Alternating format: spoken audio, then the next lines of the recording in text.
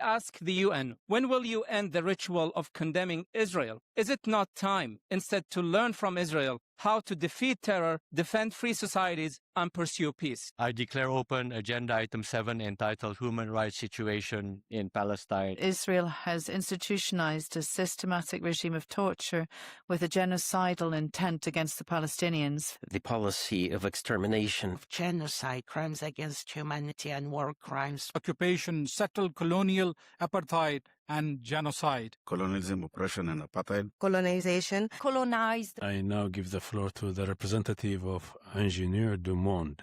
Mr. Chair, as I speak, my mother is dying. I cannot be with her because I'm a political refugee who risked everything for the truth. This is why I came here, to admit the truth. I heard the term colonizers, but who are the real colonizers? A Jewish kingdom ruled in Judea for 1,000 years. We, the Arabs, took this land. Who Arabized Egyptians, Phoenicians, Persians, and Amazics? It was us, the Arabs. So why does the Council enshrine a lie by keeping a permanent agenda item on Palestine while ignoring the indigenous heart of Israel returning home? Let us be clear, who is actually defending our sovereignty? Today, Israel is fighter for peaceful nations, freeing Gaza from Hamas and saving Iranians from the Islamic Republic. What Israel is doing to the IRGC is a gift to humanity. There are 57 Islamic countries and only one Jewish state, Israel. Despite the ongoing hateful desire to eliminate it, Israel has not only survived, it has thrived. I don't believe in miracles, but this is one. So I ask the UN, when will you end the ritual of condemning Israel? Is it not time, instead, to learn from Israel how to defeat terror, defend free societies, and pursue peace?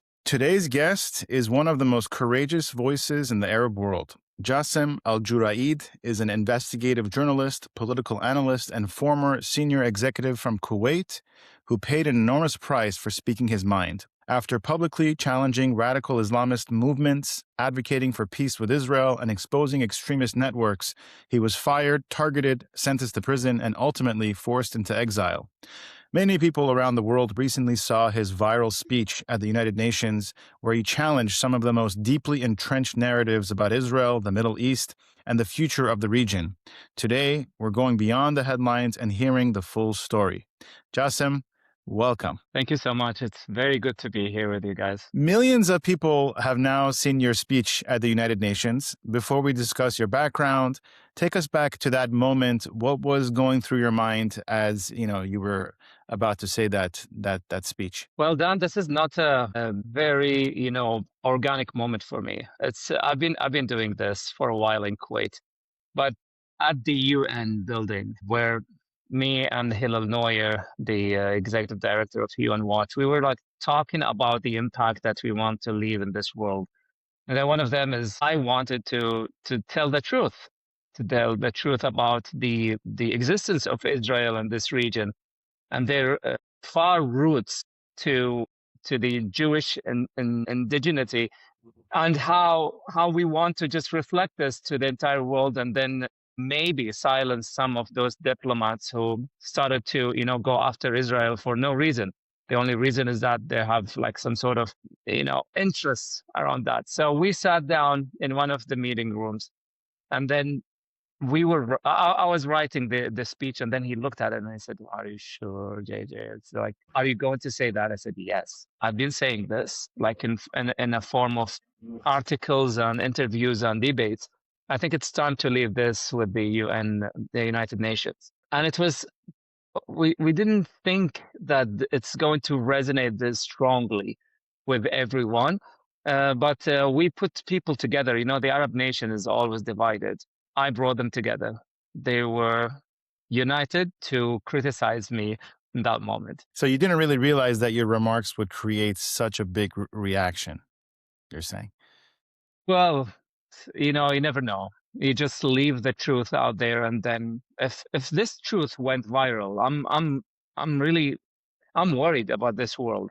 If this is the straightforward truth, it's historic, it's religious, we're talking about even civil rights, and the regulator of the entire world, the United Nations, should not be surprised about these comments. But the diplomats were left really in anger and outrage, and they were reacting to, and we captured them with the camera of the United Nations.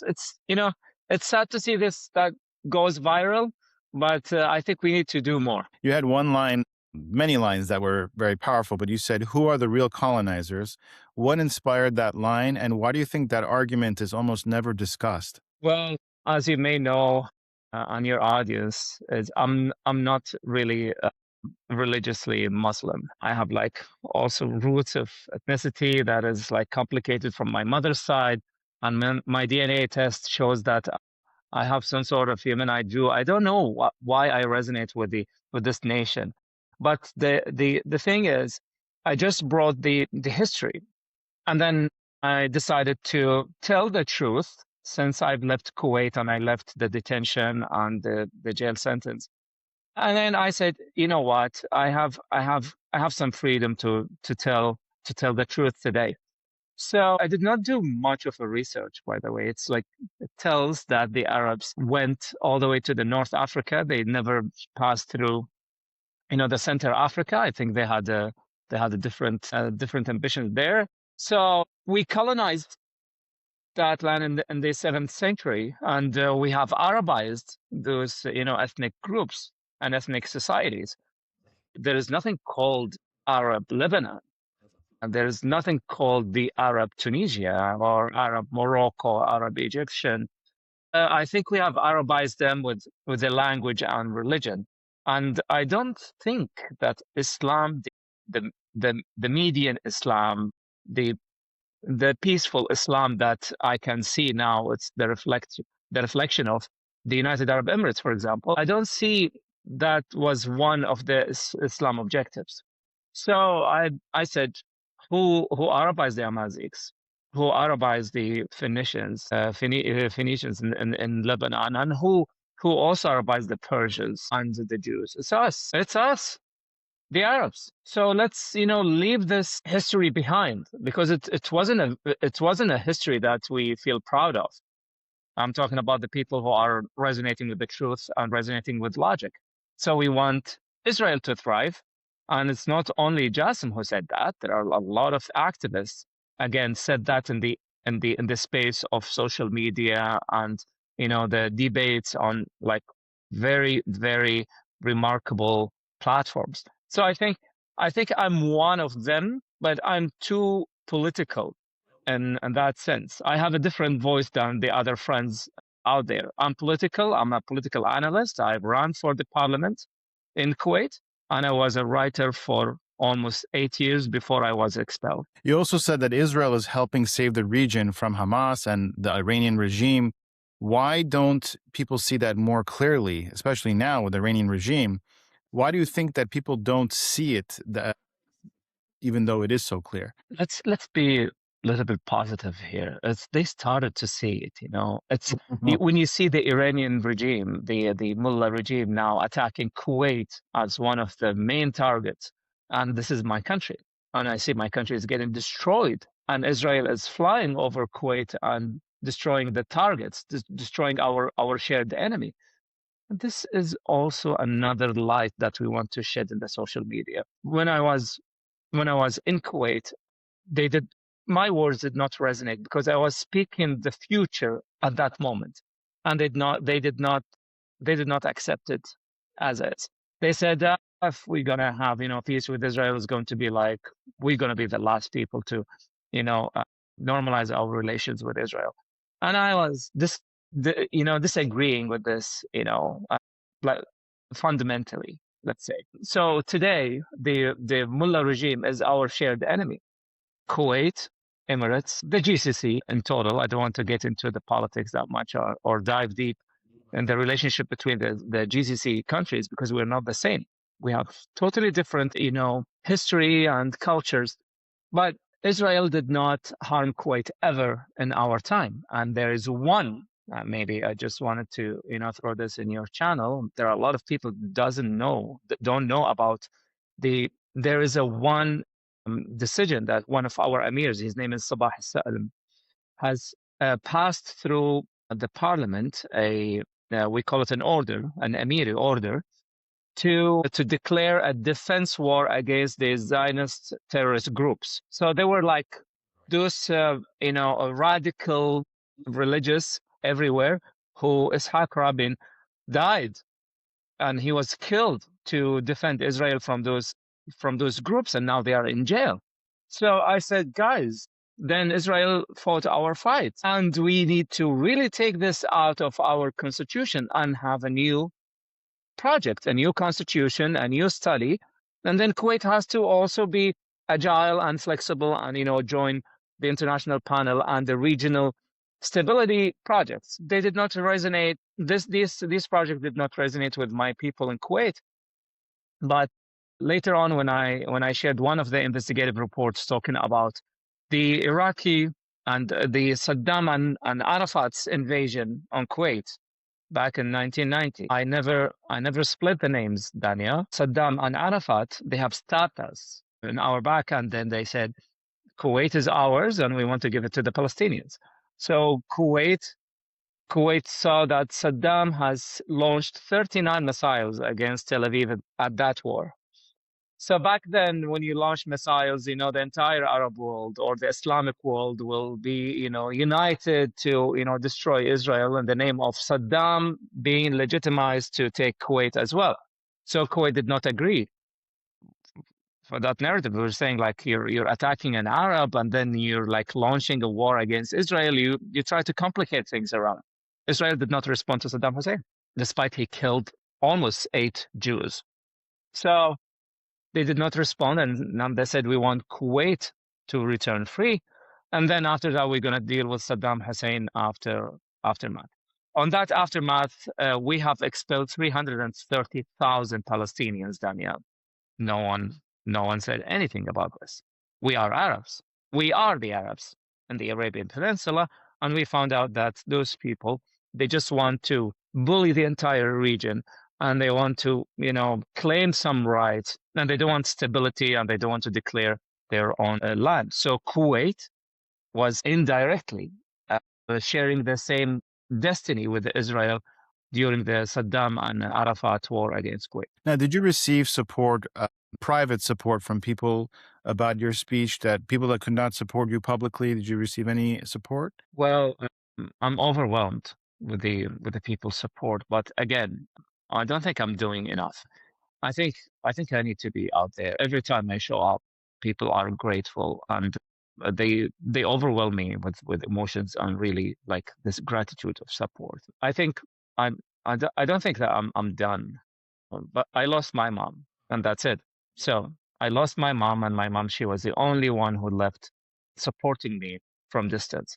But I've heard a lot of positive words and positive, promises that we want you to stay there in these international platforms, and you're making a impactful, change in this, complicated world. I'm overwhelmed with their support and their words, and I think the future is going to open its doors for someone like me, who are like a new face, a political face from Kuwait, who speaks your word, and he's not really resonating with the, and has no emotional ties to any lies that has been, spreading around in the previous times. So yeah, I think I'm going to receive more, and even after this interview, I'm pretty sure people are going to connect. For those discovering you for the first time, tell us about your upbringing in Kuwait.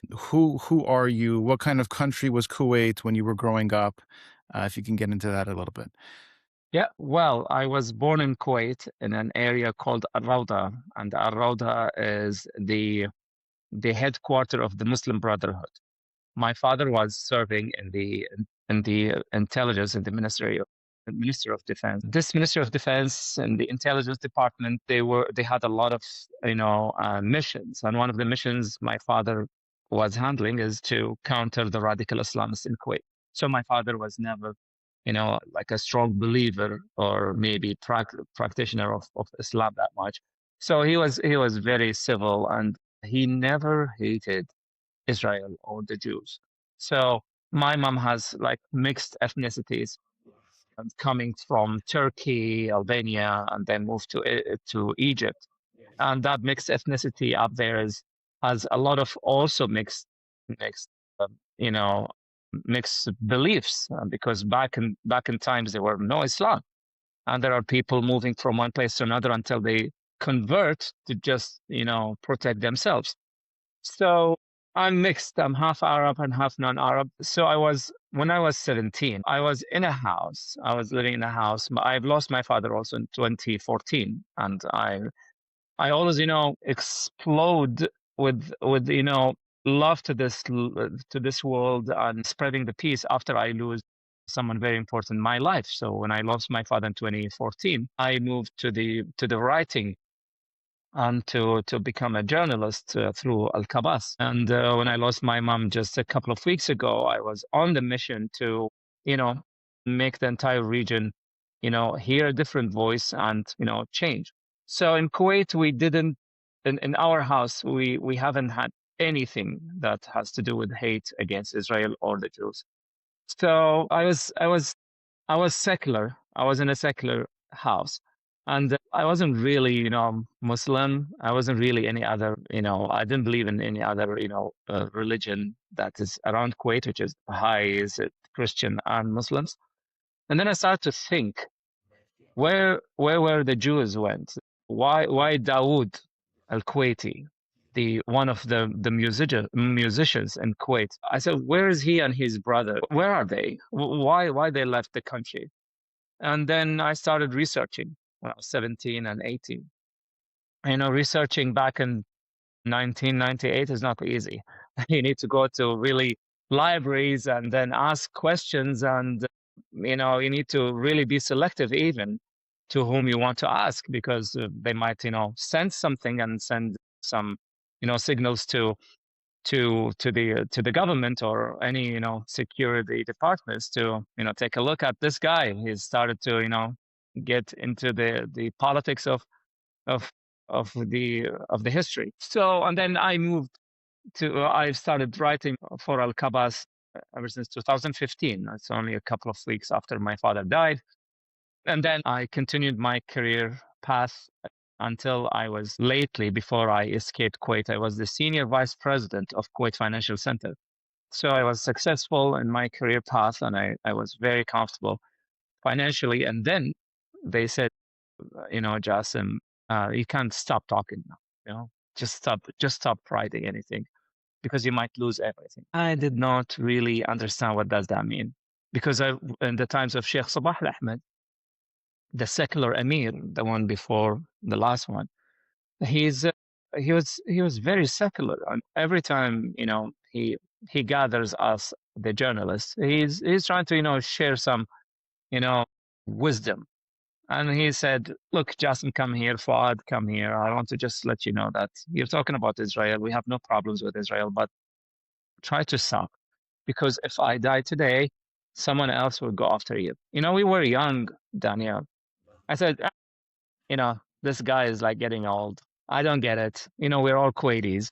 What's going to happen to Jasem? Jasem is an original Kuwaiti. So what's going to happen to Jasem? And now you know it. So he died, and then they went after me right away, and they expelled me from Al-Qabas because I called for an invitation for one of the Israeli journalists to come to my house one day. And they outraged, and they think that this is the end. Then they planned a huge campaign called unsubscribe from Al-Qabas, because Al-Qabas is a profit organization. So they unsubscribed, 50,000 people unsubscribed from Al-Qabas just to kick this Zionist out of Al-Qabas. And then I started to debate because I had no voice. Culture canceled projects against me. And I said, you cannot cancel me in the realm of social media today. So I started debating people around about Israel. And I said, the biggest Zionist book alive today is the Quran. Quran has mentioned Israel 43 times. The Quran never mentioned any Arab family or ethnicity of Arabs. It only mentions the Jews. I said, who's Zionist today? And do you know what Zionism? Do you know the definition of Zionism? They know nothing, Daniel. So I don't blame those people who outrage, out of, they're ignorant. They're ignorant people. And that's why I had that tolerance to, sustain my energy and continue the path. So I was expelled, and then I ran for the parliament because I was completely banned from, showing any Kuwaiti media. And that was like really unprecedented. It never happened in Kuwait's history. And then I ran for the parliament, and my entire campaign was outside the country. I was like speaking to the Arabia and NBC and Sky News. I was saying like Kuwait is not the same, but I want the other voices around the world to hear the indigenous Kuwaiti voice, and say that Kuwait is a very peaceful country. We're not radical Islamists, and we will never kneel to the radical Islamists. So, the general prosecutor office became my second bedroom. He was like calling me every week, and then I go there and they detain me for a day or two. So my family said like, Jasem, that's a lot. That's a lot. He can stop now. Just stop. Just let's wait. Let's see what's going to happen. I said, I can't. I need to keep going. There are a lot of people here I know, and they have Jewish indigenacy. I said, why wouldn't I speak on their behalf today? Because I have the voice, and I have I'm already, prepared to get into these debates. And then I was in jail. And then the royal family has, opened the doors to let me go. And they said, leave the country right now. You have only 24 hours. And I was there in jail. Collectively, it was around 13 days, here and there, like detentions and jail and detention and jail. So, yeah, so I just escaped. How many years ago was this that you escaped from there? It was on October the 12th in 2022. A very, very brave story. I want to focus. What made you focus on political Islam? And what is the difference between Islam, political Islam, radical Islam? And why is that distinction so important? Well, as I mentioned earlier, that my father was against the radical Islamists, especially the Muslim Brotherhood, because they were changing their skins and getting into the game in a different, projects. Kuwait was the only democratic country in the GCC. So one of the real democratic countries in the Middle East, despite Israel, that's a full-fledged democracy. Talking about the Arab democracy is completely different. So in Kuwait, there was a circus called the Parliament. So that circus is, passing a message to the societies, saying that Islam is our language and Islam is our path. And if you vote for us, we will keep, we'll keep you proud of your own religion and so forth. And they forgot to mention that we have also 250 Christian Kuwaitis, and they really didn't think about them. And we have like few numbers of Baha'is as well. So Islam, in my opinion, is when you believe in a religion, let's say is the Islamic religion, and you just keep that faith between you and your own God and whoever you believe in. But once you take this belief and started to, be outspoken about it as the only truth in this world, then you started to become a radical, and you started to, audit people around you and watch them, and then maybe throw some word and like supremacy words on, and being, those people, they are also backed by the same group. They have like an unfair advantage in the society to find like the best jobs in the market and so forth, just in the name of being some sort of radical towards the religion and be outspoken. This is not the characteristic of our leadership. For example, the Emirates, Kuwait, Bahrain, Oman, they never radical.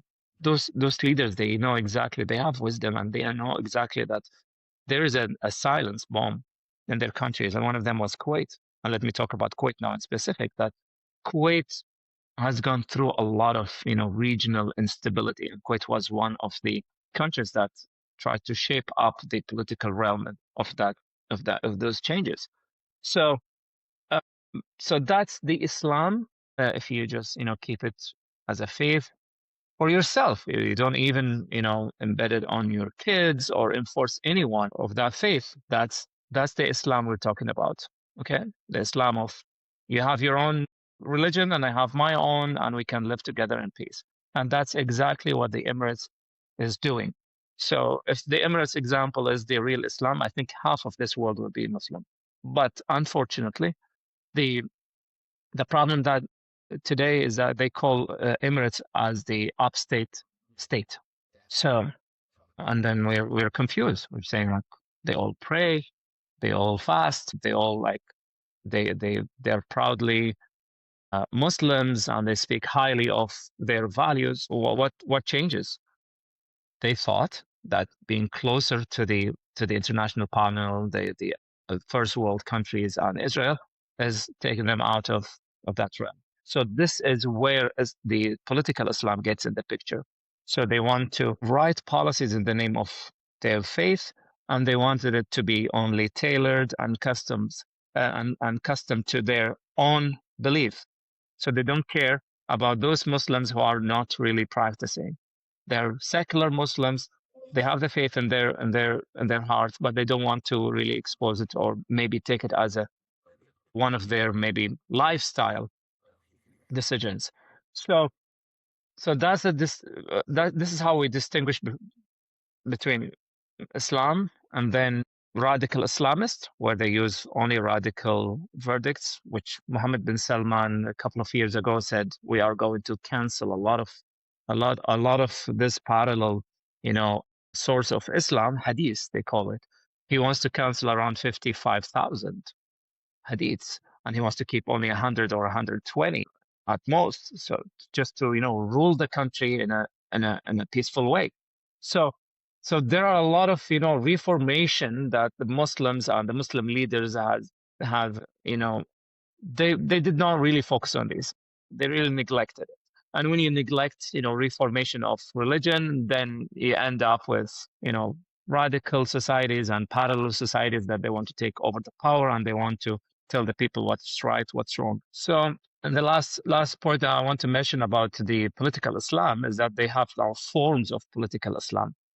There's a political Islam that is like lenient towards the Sunnis, a political Islam that leans toward the Shias, and then the Shia and Sunni now they started to collaborate under what I called it in my recent articles, the House of Political Islam.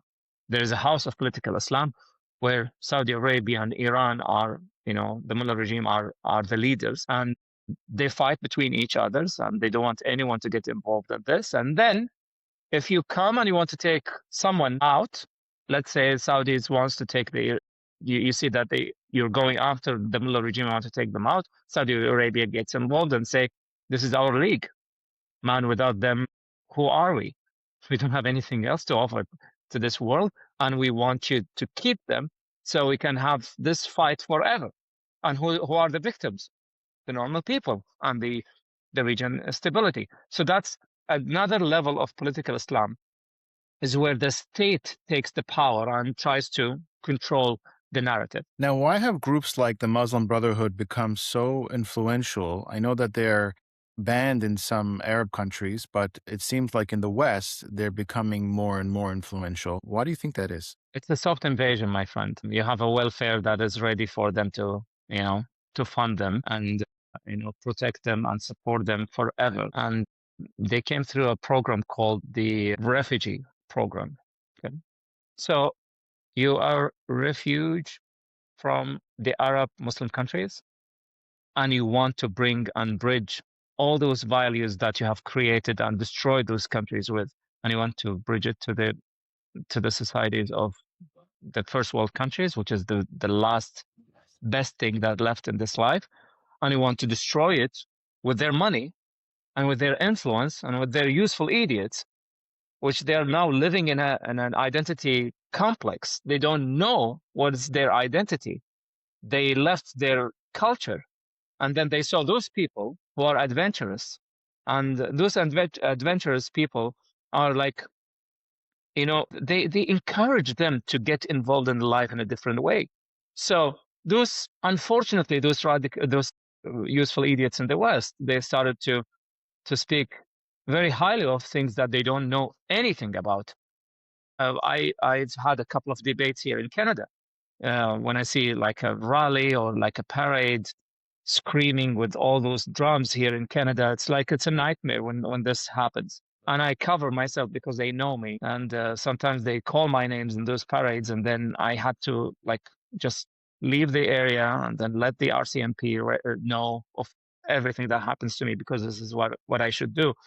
So now those who are suffering from identity complex or crisis, they have also ties with politicians in the West. Now, all of a sudden, the far-right Islamic jihadists became a far left. So that shift is unprecedented. So you're bringing the far right to the far left, and you speak their language. You're saying, yeah, the gays can get all the rights they want or whatever, but you cannot go to our country. Be careful, because we don't want those people to come in. And then they ask them questions. Why not? We want to protect you guys. You can just be here. You cannot be in our countries. Even if we go back to our countries, you're not welcome. So they did not listen to this, and they just got stuck to the Bollywood attraction after October 7, because it's like those events happen, right after each other. So the October 7 also added a lot of, ignorance media that has been influencing those people, and they're very loud.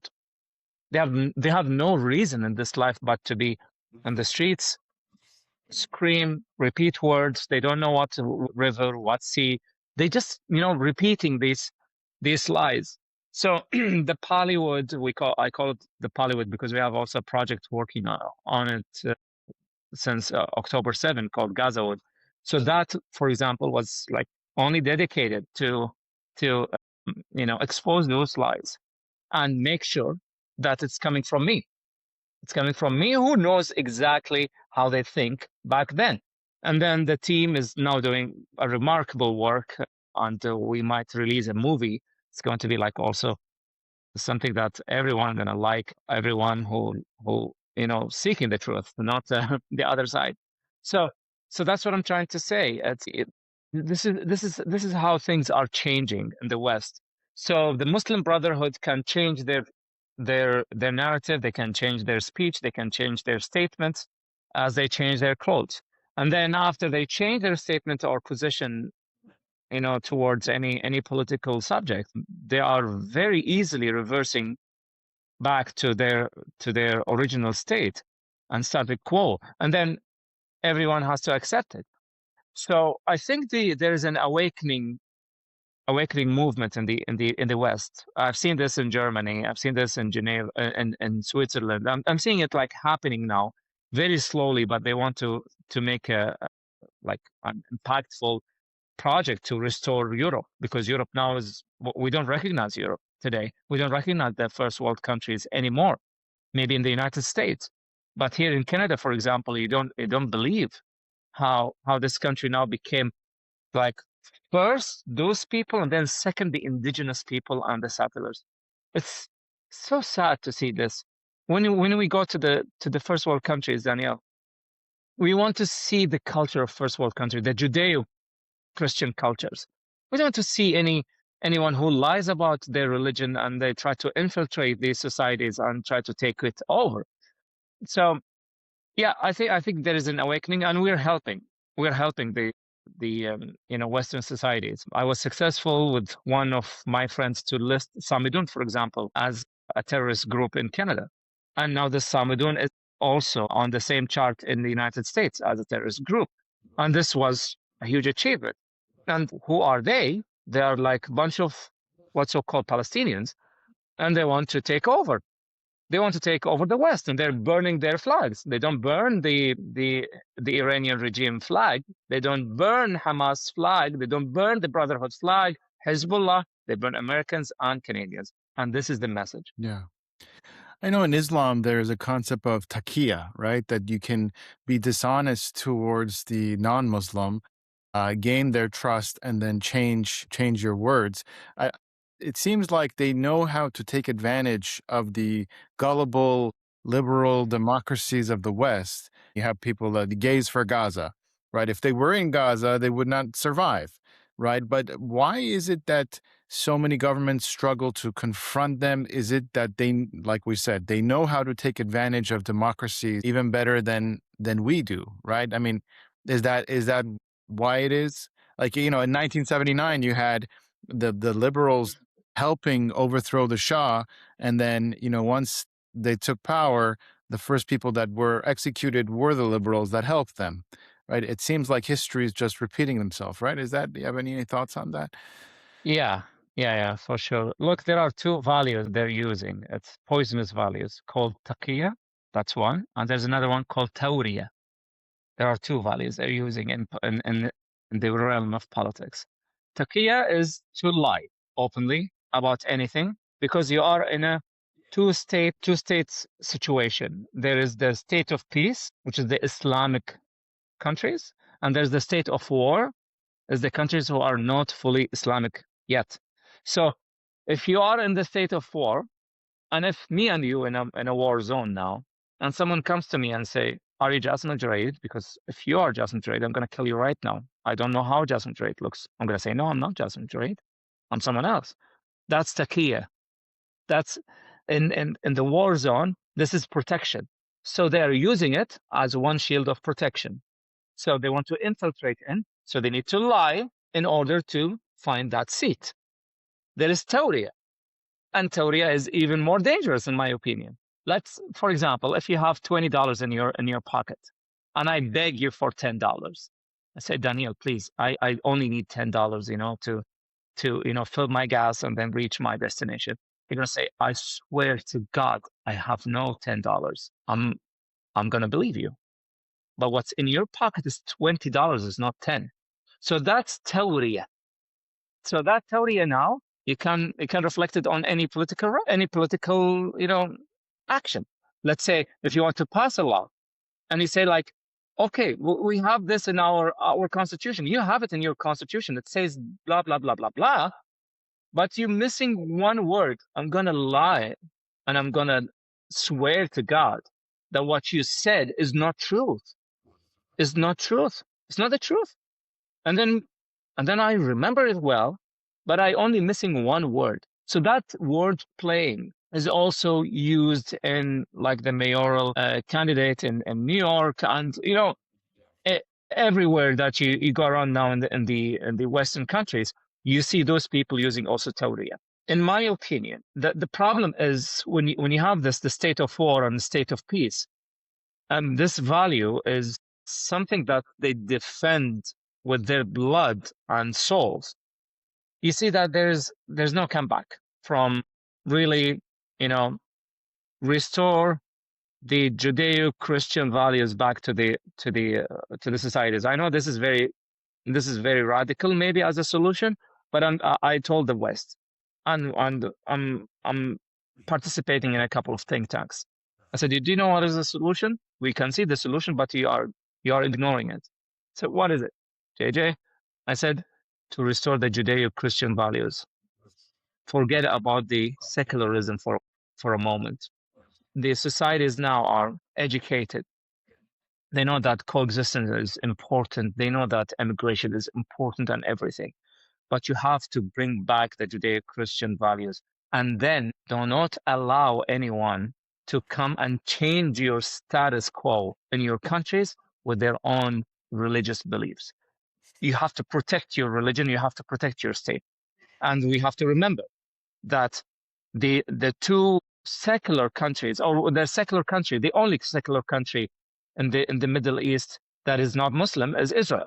So now when you say Israel is Jewish but secular, and they accept Muslims and Baha'is and Christians and Druze and all those people equal, and they can become judges and so forth, but you don't allow them in the Arab world. If you ask them this question, if you ask any of your guests this question, they're going to say, yeah, we can do it anywhere, but not in our countries, because they are the filth. I'm sorry to say, they say you are the filth of the humanity because you're not Muslim. And they have the audacity to come to the Arab, to the first world countries and try to change that status quo. That's why there is an identity crisis in the Western countries. They don't know their values. They have to restore these values, Danielle. Otherwise, I think we're going to lose it. Now, growing up, what were you taught about Israel? When did you start questioning those narratives? Was there anything that surprised you when you started to study Israel for yourself? Nothing. My family did not say anything about Israel. They did not hate anyone. My father, like, I'll tell you the truth. My father did not like the Palestinians because they stabbed us in our back, and we've seen this coming from somewhere. I was 8 years old when Saddam and Arafat invaded Kuwait, and I saw how my father was even shaving his eyelashes and eyebrows, and he was running around like we thought that he has lost his mind or something. Like, we were young and we don't understand what's going on with this guy. And he was targeted by those Palestinians because he helped them finding jobs in Kuwait and maybe sheltered them for a while.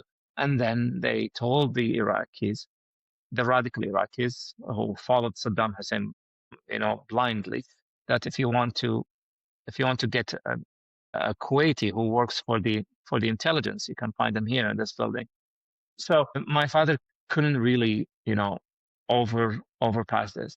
It was a crisis. It was a trauma for us.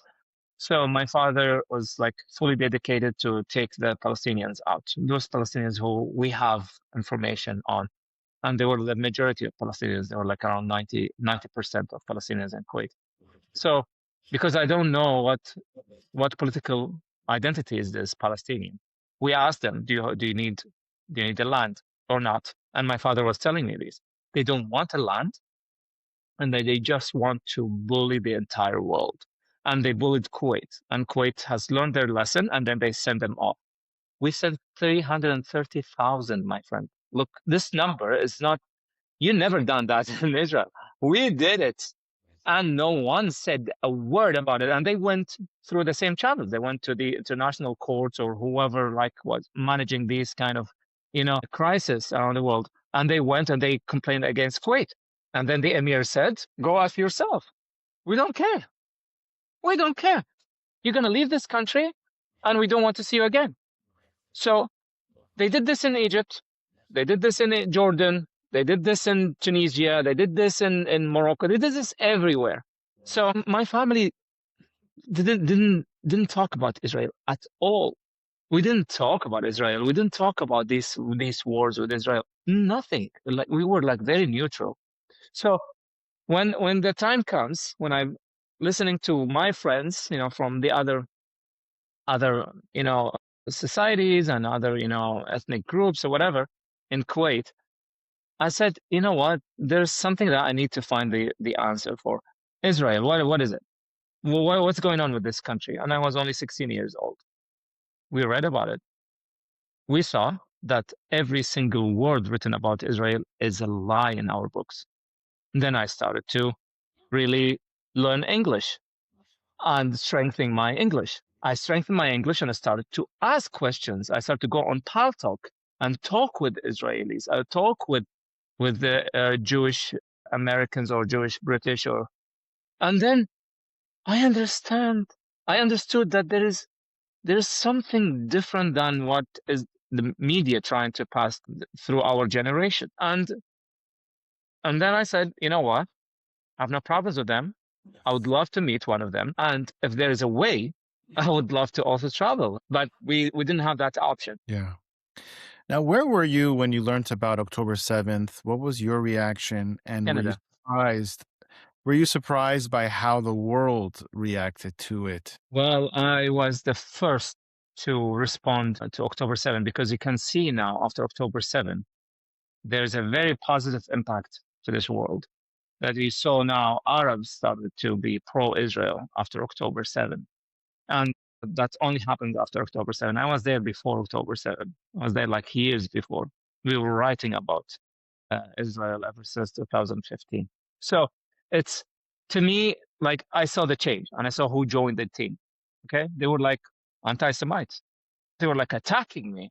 Like, I'm nobody. And then after October 7, they started to realize that's the first point that I mentioned about those ignorant people in Kuwait, for example. I'm very patient. I'm listening. I know that they're cussing, the cuss words, the calls for, dismantling even me, my body.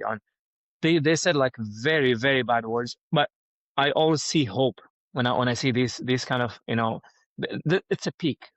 When you see the peak hits, I'm pretty sure during this process to go down to the normal levels, you will see people converting their opinions. Only the smart ones, maybe. So I was very happy to see those people converted. Okay, they were against me totally. Second, I did not stop there, my friend. I invited the IDF spokesperson to the Arab world on my spaces on X, and I invited him 3 times. His name is Afichai Adroy. I want to just, greet my friend Afichai. He is one of the most, loving people to Israel. He was like very truthful in that space. He represented Israel very, very carefully, and it was in Arabic. And it was an opportunity for those Arabs to come and speak with the IDF spokesperson to the Arab world. And through me, it was like, what kind of an experience is this, Jasem? Okay, thank you. We're going to come. We're going to, we're going to cuss at you, cuss at him. And please, just swallow it. And then we're going to ask you a question. And that was maybe the night. They were like, okay, everyone gets a pass, free pass. Okay, do you want to cuss? Go ahead. What am I, a pig? Again? Monkeys? Okay, you're done? Okay, what about Afichai? And I dealt this. I had a conversation with Afichai. I told him, Afichai, you have to have a high tolerance, okay? I'm very provocative. So, just take it. And then they come and they cuss and then throw a lot of slur words. And then they ask them the question. And then they just leave with another cuss word or whatever. And that's it. 324,000 people joined that space. This was one of the second highest spaces listened to during that day in the world. The first one was Mario Nofel, and I was second. So, and then I invited him once more. That was in after October 7. And I said, guys, you're saying that the war is 6 months and 5 months. I'm telling you, the war will never end. Gaza will never end. It's, instability for the next 8 years. So you're exaggerating. I said 8 years. You're not going to see nothing, that happens to Gaza but destruction. And you're going to see after 8 years something like a light in this region where they want to have an agreement, a statement, a constitution that builds new values for the Canaanites, what's called Palestinians. And then they have to integrate with this system, and then there have to be funds. I was telling them this back in 2023, and it's going on. The Board of Peace and what's happening in Gaza. It's not like a month or 2 months or 6 months project. So that was my position on October 7. I was going all the way, exposing them, and we opened the channel, the Gaza Wood and Pollywood, and I've released a lot of, investigative reports following my, do you remember Al-Durra? Muhammad Al-Durra? Okay, yeah. So that Intifada, the second Intifada, I was the first Arab who released that investigative report, I think back in 2017, before they canceled my X account. And then after that, I released it once more to the English speakers and to the Arab speakers as well. So I exposed Muhammad Al-Durra as a staged, Hollywood. And then they did not believe it. They said, how come the guy is still alive? The boy is there. And the one who was dead is a different man with a different name and so forth. So I brought this again to October 7, just to see if the peak is up there. I want to even edge it more, so the drop will be severe. And then when the drop is severe, people are awakened. So this was my strategy, and it worked very well for me, for the entire media and the Arab-speaking world.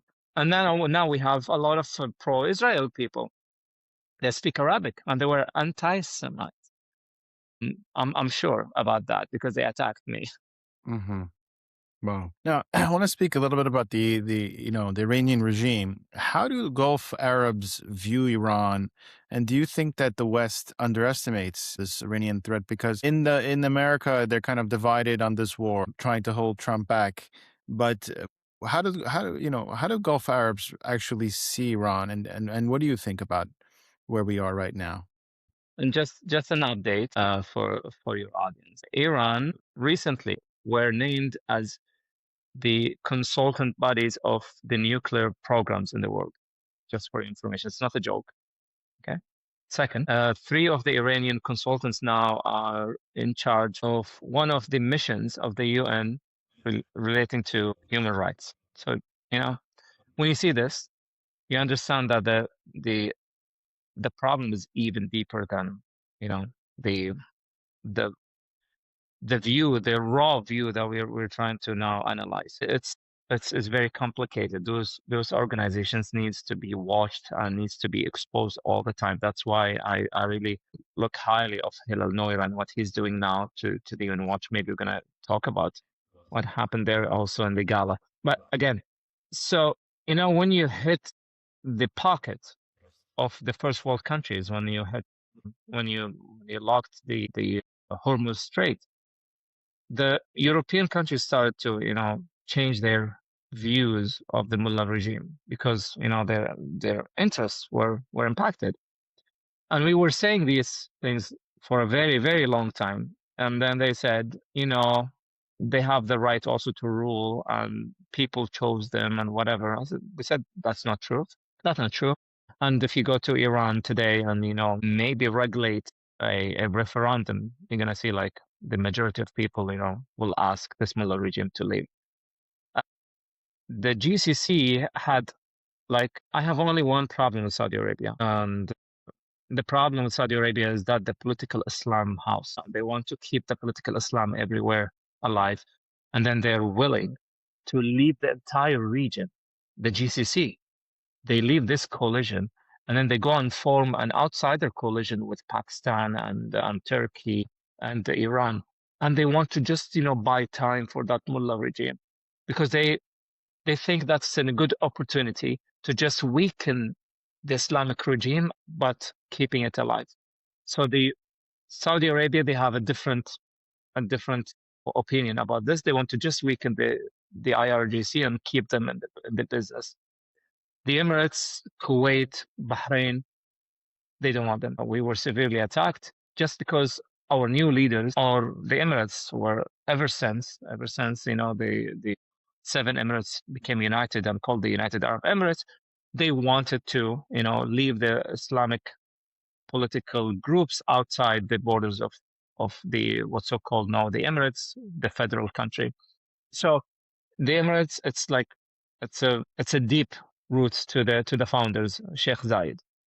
In Kuwait, it's we're pro freedom of speech. Okay, it's a very liberal country.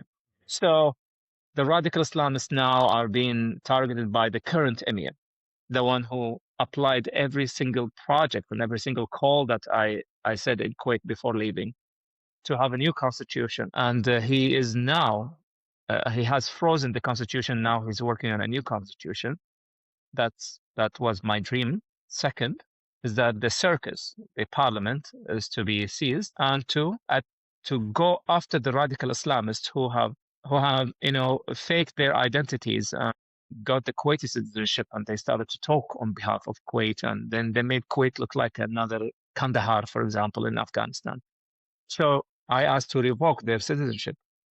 I said they stole it, and just go through the records. You're going to see that they have stole, and they have faked their identities and documentations, and that happened. And now they revoked it from a lot of radical Islamists.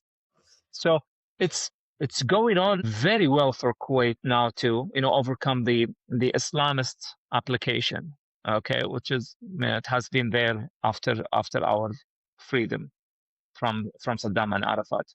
So those countries are against the radical Islamists, against the Muslim Brotherhood, which is totally on the same page of the IRGC structural organization. So we are against the Muslim Brotherhood, and the IRGC is with the Muslim Brotherhood. That's why you see Saudi Arabia now, they say we fight the Muslim Brotherhood inside Saudi Arabia, but we back them in Yemen and Sudan. So it's very complicated to talk about it, but in general, Kuwait, Bahrain, and the Emirates, we see the IRGC as our enemy. And we have already mentioned that openly in our diplomatic channels. And Saudi Arabia did not call them enemies yet. So they think they can buy more time. Maybe the Mullah regime will be like a status quo for a while. It's sad to see, but I'm waiting for Mohammed bin Salman to become the king. It's another discussion for another day, maybe. So the first world countries, they see the GCC, their allies, as not on the same page. The GCC Council now is not a GCC Council anymore. We have no shared values in the GCC Council, and everyone is acting on their behalf. This was a very good status for us to see that Kuwait can defend itself without anyone. And this independency is something that I'm proud of, but it destroyed us. The Emirates has shown the world that they can defend themselves and even attack back. And thanks to all the Abrahamic Accords and all the deals of defense projects that helped Emirates to, sustain those missiles and protect, the foreigners and the national people of the Emirates. So it's complicated, but only a couple of countries now call the IRGC as enemies, and the rest are like trying to buy time because they're confused about their future, their political future. Do you believe that more countries will normalize their relations with Israel? Could they eventually more countries join the Abraham Accords, and which countries do you think would join? I'm the last one who really value the paper. There are a lot of normalization going on behind the scenes. But the problem is that there are countries who doesn't know how to play the game. Politics is a science. In Saudi Arabia, for example, again, the ADL reports have shown recently that the anti-Semitic remarks or sentiments has been, going to breaking the roof in Saudi Arabia. And that's because they had issues with the Emirates, and then they called Emirates a Zionist state, whatever it is. So if you don't play the cards well and you don't play the politics well, then you're going to become a hypocritic country and a hypocritic state, a hypocritic leader. So this hypocrisy is eating them alive, and we are confused about their position. So when the Emirates is trying to be the beacon of peace in the Middle East, and to even they are in a league now. Emirates wants to thrive and Israel wants to thrive. And then when I see this competition happening between them under the Abrahamic Accord, I feel really proud of this region. It's going to somewhere like really well, and maybe we're going to compete with Europe and then taking over, what's so called the first world countries. Maybe we're going to write something else in our book. It's not first world country. Maybe it's something else. Maybe the new youth countries become maybe the leaders of the world. So I think they're going to join. after the IRGC is down, for sure. And again, Kuwait is living between, if I'm talking about my country, Kuwait is situated between three, I call them like the three, it's too harsh to say devils, but three challenges, let's say, okay? Saudi Arabia, Iraq, and Iran. So Kuwait is like such a small country, such a peaceful country in between. Kuwait will be the last to have a document signed. They're going to wait for Iraq, Iran, and Saudi Arabia to, accomplish this before then, and then they're going to follow it. But Kuwait, as a leadership, they don't have nothing against Israel. And I wasn't in trouble for a very long time in Kuwait, while I'm speaking very, very highly of Israel. But after that emir died, Sheikh Sabah, in 2020, everything went south with me. So now Sheikh Mishal, who clinched the power in 2025 or late 2024, he is now going after the Muslim Brotherhood. He's taken the country into the restoration project. So Kuwait is very close again to join the Abrahamic Accords.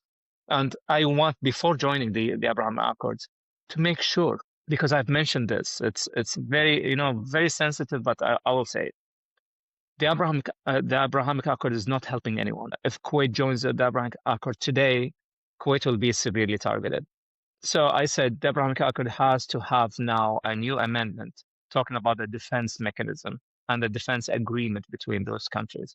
You can't just ask them to throw themselves into somewhere like very sensitive, very provocative for others, and then you say, okay, defend yourself, and then I'll stay away, and then we're gonna talk to each other through the phone.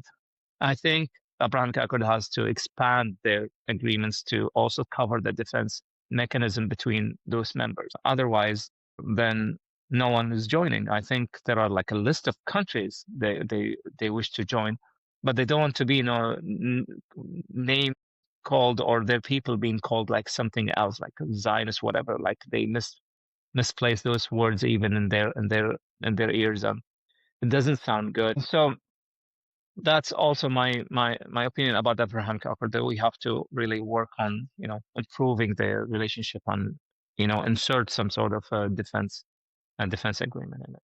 Yeah. Now, you were honored at the UN Watch Gala recently. What were your takeaways from there? How did you feel? You can give us. Daniel,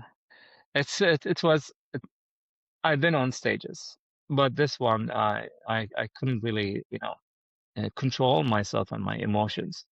When I was sitting behind the curtains waiting for my turn to come, Hillel had an idea, and Hillel is like full of surprises, believe me.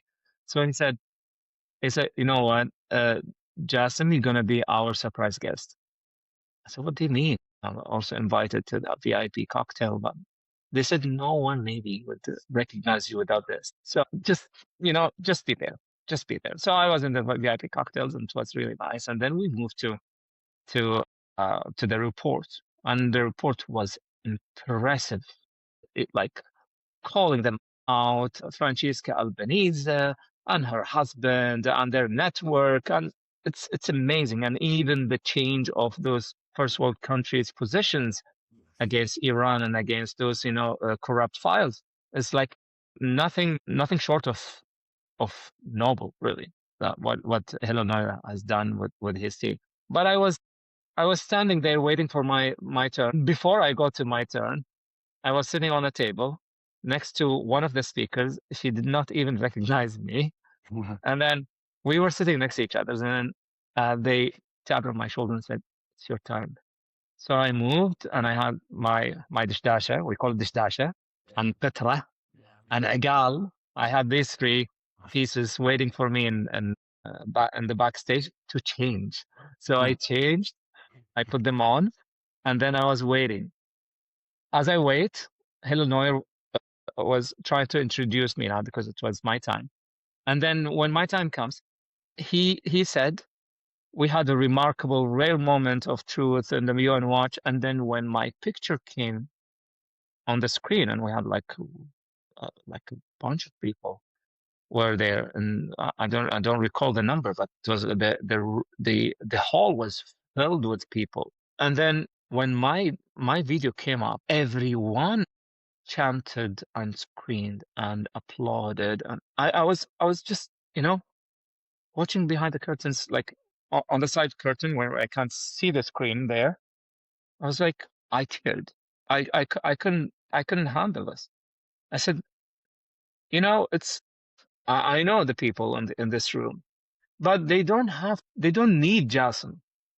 They don't need someone like me to come and just say the truth. They've been saying it for a very long time. I'm just trying to amplify their message. And then I'm now, trying to put myself into that situation. I really, like, I couldn't hold my tears. And then I was like, just standing there, listening to people, applauding and screaming and all supportive words I've heard.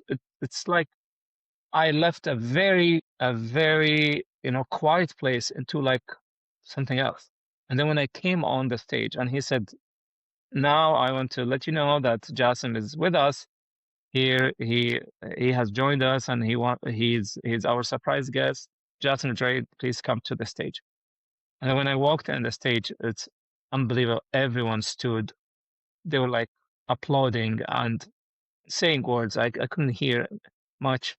The memory of my mom and the memory of everything I've been through, like it was like flowing and flashbacks very quickly ever since I started writing in 2015 and after, all the way until today. I was overwhelmed. And when I looked at the people and, I started talking about, my speech. And then when I concluded my speech, I went down after I hugged Hillel. Then I went down to my table. Everyone, almost everyone, were lining up just to come and shake my hands and hug and, kiss and, just share, gratitude, words with me. And then I was repeating the same word. I said, don't thank me. Don't thank me. I thank you guys for standing your moral grounds. You kept your moral grounds up. You did not lie all these years, and you kept your values. And that's why someone like me or others are joining this team, just to support your cause, because you are matching with our principles. So it was really remarkable. It was very touchy. And I'm really grateful for those people, really, who came they said, we just want to hug you. We felt you and we cried with you. We just want to hug. And what are you doing? Where are you now? What is going on with you? They also offered their condolences to my mom. Then it was something else. Like I'll never forget this. Wow. Yeah, I watched the video and I saw how emotional you got, and I could just imagine being in the crowd, how that would feel. And I appreciate that. Maybe we can share that clip in this interview afterwards. But I want to really thank you for your time, for your courage, your bravery, standing for the truth, despite all the backlash that you received. We value it and we appreciate everything that you do. Just as a final thing, what would be your final message, and what would you send to young Arabs, young Muslims who agree with you, but they're afraid to speak, they're afraid of the backlash? What message would you have for people that would want to stand with us, but they're just afraid? Yeah, very, very good question. Well, my last word is don't speak. Don't speak right now. Just, don't support the other side. And that's a very big help. I don't want them to go through what I've been through. I don't know how tolerant they are to, abuse and backlash. And they have families and they don't know what, being a refugee is. It's not easy. You're building a new life after building like a very successful life. And then when you go elsewhere, it's like starting from zero. But I did not feel that way emotionally. But I think in the near future, I think I'll be like going back to building something, because I also announced that I'm after establishing a watchdog. I mean, not watchdog. It's going to be something that is also influenced by UN Watch. I would say, like, if you're in danger, don't say anything. But I don't want you to support the other side as a defense mechanism. Just don't say anything. If you're not in danger, maybe you can join our spaces and listen more. Ask the difficult questions. I know who I am defending. I know they're not people I'm defending. I'm defending myself, defending Israelis or Jews. It's me today, is to be truthful and to expose the lies, and they are going after this. And that's why I'm saying that the most important request I have for them, and it's, I know it's not very difficult. They've been doing this for 78 years now, even more. Just hold your moral ground. Don't ever change for any cause that happens in this world. Or believe me, today you're gonna see like a lot of enemies. Tomorrow they're gonna be all your friends. So the world is changing, and voices like me became now more than we expected. Uh, it is happening. I don't like to say who's first, who's second, but I want to tell everyone through your channel, I was the first. in the Arab world, maybe, to talk about these things back in 2015. And it was an outrage in a smaller scale. So the last word I would like to say is to thank you. Your cause is amazing, Daniel. I did not even second thought it. Maybe in our conversation when you said I'm stand with Israel, I said I'm in. Don't even like try to convince or don't say anything. I'm in. Let's talk, and I want to connect with your audience. Yeah. And how can my audience follow you, stay in touch with you, read what you write, anything that you'd like for them to know? I'm mainly on X. I have also my Facebook and Instagram account. I've been moving now. I received a death threat here in Canada, so I moved my address to another location, and that's why my studio was like already dismantled, and then now I want to put it back. So after my studio is back, I'll be on Instagram like regularly. So I'm mostly on X, and there's a link tree on my bio that they can see everything that happened to me, and then they can also support, and they can also share ideas with me or investigative reports or whistleblowing, so we can work together to enlighten the world. And I encourage everyone to support you. Thank you again. It has been truly an honor to speak with you, and I wish you all the best and hope to keep in touch with you. Thank you. Thanks so much, Daniel. Please join me in welcoming to the stage Jasem Aljuraid. My name is Jasem Aljuraid. Back home, I am an investigative journalist who worked for Kuwait's most influential newspaper until I was fired, enraging the Muslim Brotherhood, an extremist Islamist. Today, I stand before you in exile after I was sentenced to 14 years in prison just for advocating peace with Israel and for opposing the radical Islamist groups. I have been detained. I've been targeted.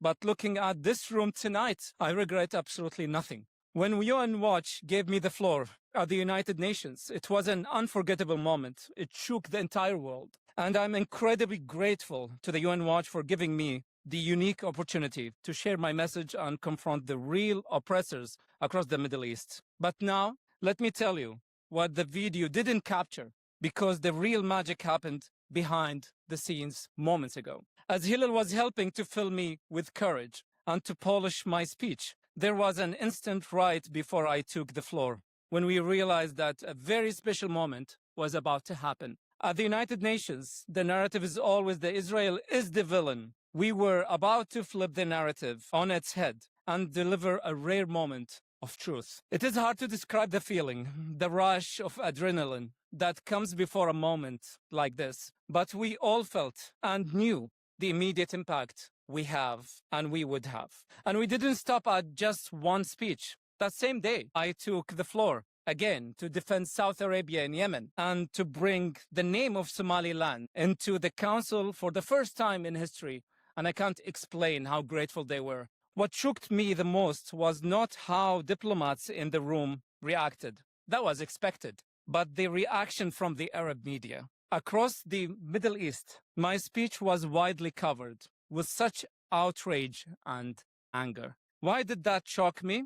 You ask. Well, it is not often that the Arab world is so united on anything. I brought them together. In a strange way, maybe our speech brought them closer together. But in all seriousness now, our moment at the UN was deeply personal to me. A few weeks later, I lost my mom. Because of my exile, I couldn't bury her. I couldn't touch her face for the last time. I have paid a heavy price for speaking the truth, but I rest easy knowing how incredibly proud she was of that moment. She understood that the truth is worth everything. None of this would have been possible without Hillel Neuer and the remarkable team of the UN Watch. Your dedication to holding the UN accountable to its founding principles while calling out double standards and exposing bad actors is nothing short of a noble. So much so that you have inspired me to launch my own new watchdog to cover the Middle East, North Africa, and Turkey, focusing on politics, human rights, and whistleblowing. And I promise you, as long as UN Watch continues to shine a light on hypocrisy, defend the voices that dictators try to silence, and give dissenters a platform when the world looks away, I will continue standing with you and speaking the truth, no matter the cost. Thank you so much.